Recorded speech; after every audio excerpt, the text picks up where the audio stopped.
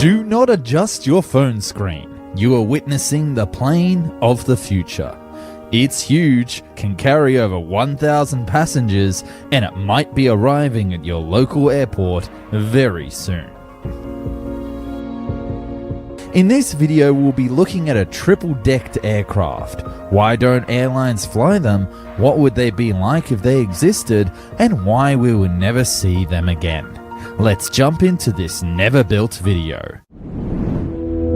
Now, before we start today's video, I do have to stress that yes, there are technically triple-decked aircraft flying in the form of the Boeing 747 and Airbus A380 today. As in, they have 3 levels, 2 for passengers and 1 for cargo on the lower deck. What we're talking about is an aircraft with 3 levels for passengers throughout the plane, and then in addition, a cargo deck on the bottom. Truly a gargantuan aircraft monstrosity. This aircraft design would be able to accommodate well over 1,000 passengers in 3 different classes, with the very best in first class having their own private suites for long-haul flights.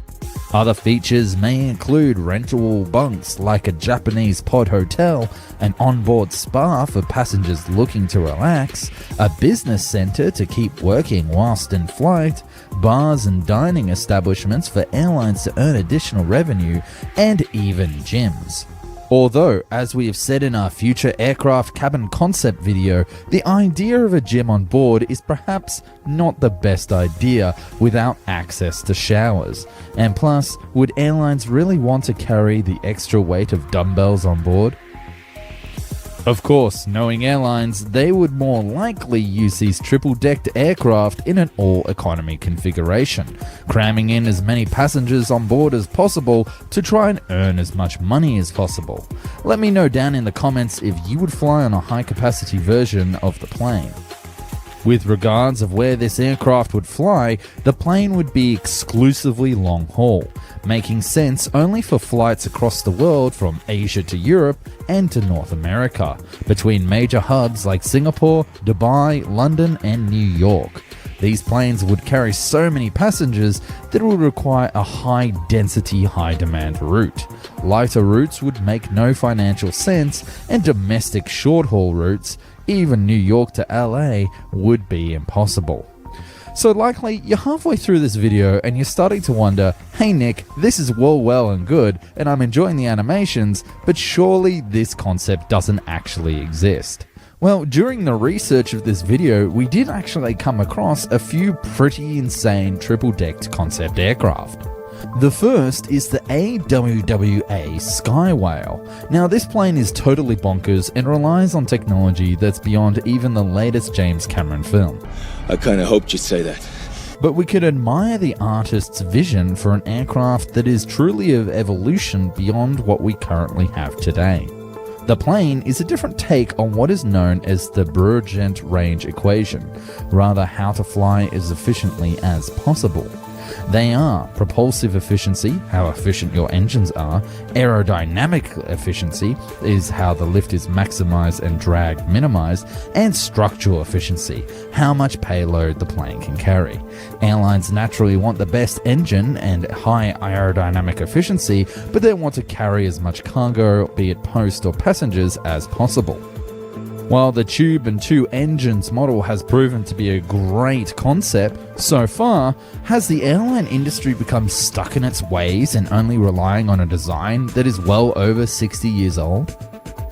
Second, we have the more conservative Deck 3 concept that can be built today with current technology, seemingly a marriage between a Boeing 747, Airbus A380 and an Antonov AN225 Miria.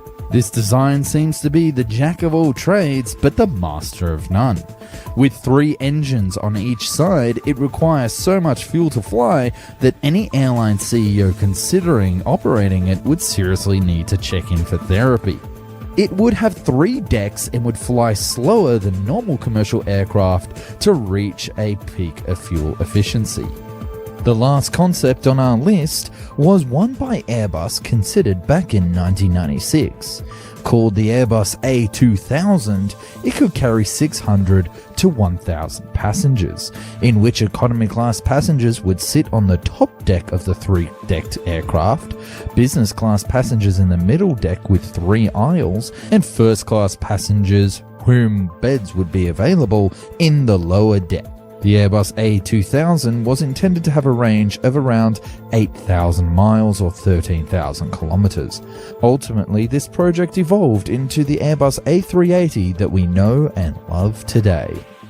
But what about if we brought this triple-deck concept to the current market using the aircraft that we have today, like the Boeing 747 and Airbus A380?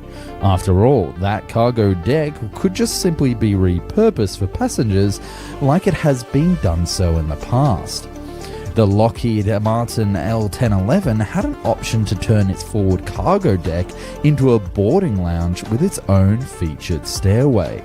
Passengers could board without a jet bridge from the tarmac, save the airline money, drop off their coats and have a cocktail before moving upstairs to their seats. Another example of the cargo area being used for passenger services is the Airbus A340. This plane not only had bathrooms on the lower level of the plane, but also a galley with room for several passengers. It even had safety equipment such as seats and masks for passengers who were in the space during an incident. Alas, for those hopefully to fly in a floating city, there are several factors that make bigger aircraft than the A380 very far-fetched indeed. The first is aircraft flexibility. As mentioned at the start of this video, these aircraft require substantial routes to operate on a profit, such as flying halfway across the world. Outside of these routes, they will not earn a dime for the airline despite costing well over $500 million to buy and even more to operate over its lifetime. Without guaranteed flexibility, like seen with smaller twin-engine jets, airlines might not buy into this triple-stacked pie. And passengers seem to prefer the twin-engine flexibility. Choosing between multiple flights in a day and leaving close to the time that they want to is more important than jumping on a single service once a day. Speaking of service, airports will have trouble getting access to the plane in order to stock it with food and fuel, with no ground cars able to reach that third level. Airports will also need bigger and longer runways to land the planes, impossible for airports like Heathrow and JFK, which already have space problems, not including significant redesigns for taxiways, jet bridges, and parking ramps as well. Lastly, being a passenger on board, you could expect long boarding and disembarking times, a serious evacuation risk if you're involved in an accident, and don't even consider getting a meal whilst it's hot.